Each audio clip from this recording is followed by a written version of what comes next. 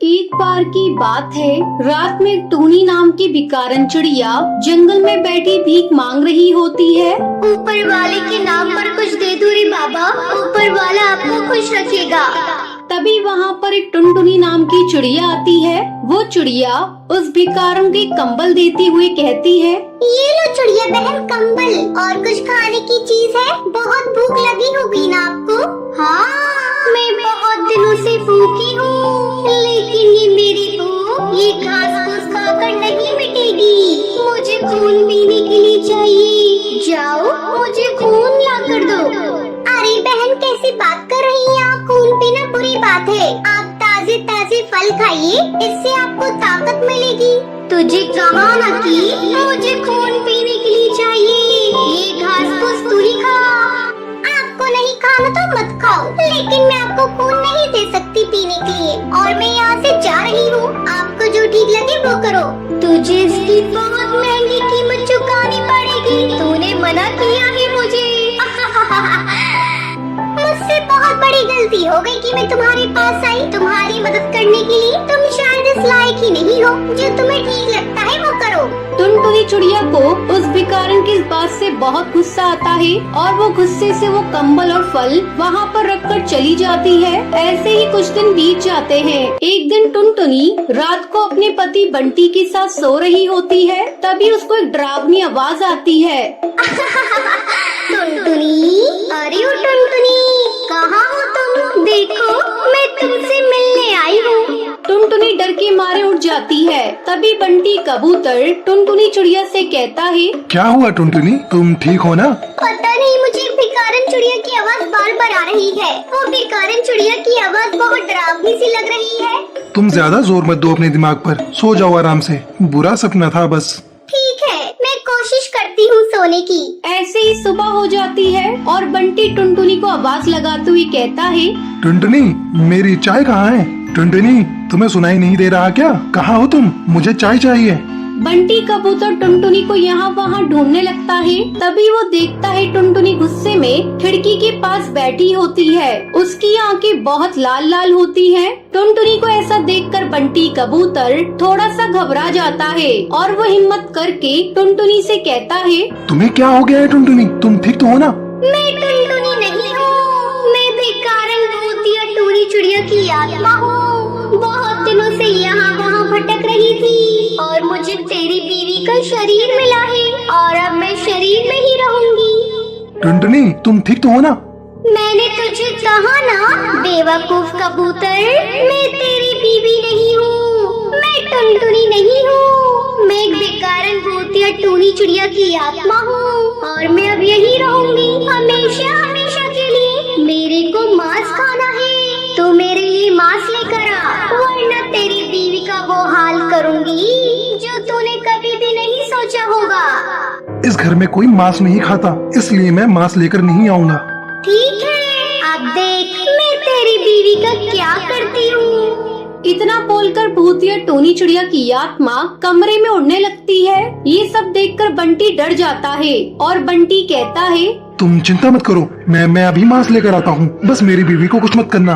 बंटी घर से बाहर चला जाता है। वो आस पड़ोस के पक्षियों को अपनी बीवी के बारे में बताता है। आस पड़ोस के पक्षी उसे एक बाबा के बारे में बताते हैं। बंटी पड़ोसियों के कुछ पक्षियों के साथ उस बाबा को लेकर अपने घर आता है। वो बाबा भूतिया टूनी चिड़िया की आत्मा के दोनों पंखों और पैरों को बांध देता है और भूतिया टूनी चिड़िया की आत्मा के ऊपर गंगा जल छिड़कता है। जिसके बाद भूतिया टूनी चिड़िया की आत्मा बहुत जोर जोर से चिल्लाने लगती है, छोड़ो छोड़ो मुझे, जाने दो। तभी वो बाबा भूतिया टूनी चिड़िया की आत्मा से कहता है, बोल, तू छोड़ रही है इस बच्ची को या नहीं?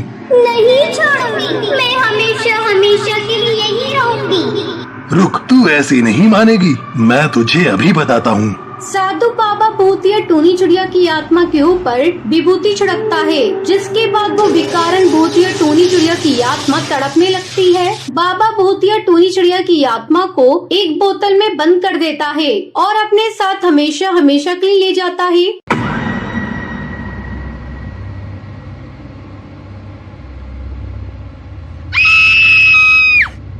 सुंदरवन जंगल में टूनी अपनी माँ टुनटुनी और अपने पिता टुन्नू चिड़ा के साथ बाजार जा रही थी कि तभी टुन्नू का एक्सीडेंट हो जाता है और उस एक्सीडेंट में टुन्नू चिड़ा की मौत हो जाती है। वहीं दूसरी तरफ चक्कर खाकर टुनटुनी बेहोश हो जाती है। टूनी चिड़िया अपनी माँ को हॉस्पिटल लेकर जाती है। कुछ समय बाद टूनी अपनी माँ टुनटुनी को घर ले आती है। उसकी माँ कोमा में चली जाती है। हे भगवान, ये मेरी किस्मत में तूने क्या लिख दिया। एक तरफ तो तुमने मेरे पिताजी को मुझसे छीन लिया, तो वहीं दूसरी तरफ मेरी मायू इस तरह बेड पर कोमा में पड़ी हुई है। अब मैं उनका इलाज कैसे करवाऊं? मेरे पास तो इतने पैसे भी नहीं है कि मैं उनका इलाज करवा सकूं। तभी मंदिर के पास उसको एक गुल्लक दिखाई देता है, जिसके बाद वो उस गुल्लक के पास जाती है और गुल्लक को तोड़ देती है। गुल्लक को तोड़ने के बाद उसमें से कुछ पैसे निकलते हैं।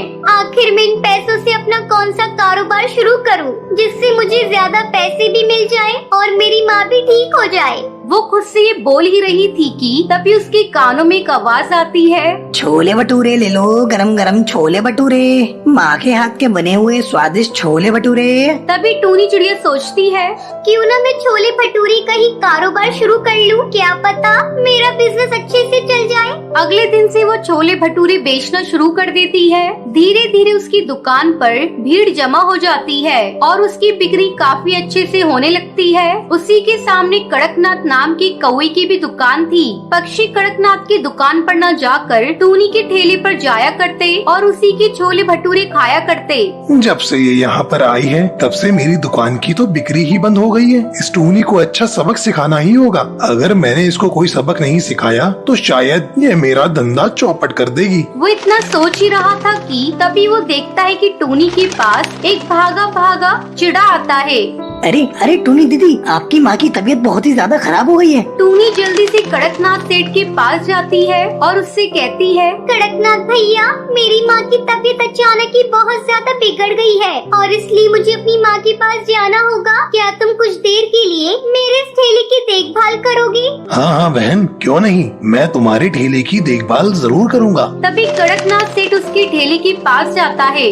मुझे इस टूनी से अपना पीछा छुड़ाने के लिए इसके छोले भटूरे में कुछ न कुछ मिलावट तो करनी ही पड़ेगी, जिससे कि ये यहाँ से हमेशा के लिए चली जाए। इतना कहकर कड़कनाथ टूनी के छोले में जहर डाल देता है और जब टूनी वापस आती है तब उसके छोले भटूरे से कुछ पक्षी मर जाते हैं। ये सब जानने के बाद सभी जंगल वाले टूनी के पास आते हैं और उसे खूब मारते हैं, जिसकी वजह से उसकी मौत हो जाती है। सब पक्षी वहाँ टूनी को मरा हुआ छोड़कर चले जाते हैं। तभी टूनी के शरीर में से टूनी की आत्मा बाहर आ जाती है। कड़कनाथ, मैं तुझे नहीं छोड़ूंगी। एक बार बस मेरी माँ ठीक हो जाए, उसके बाद मैं तुझे मौत के घाट उतार दूंगी।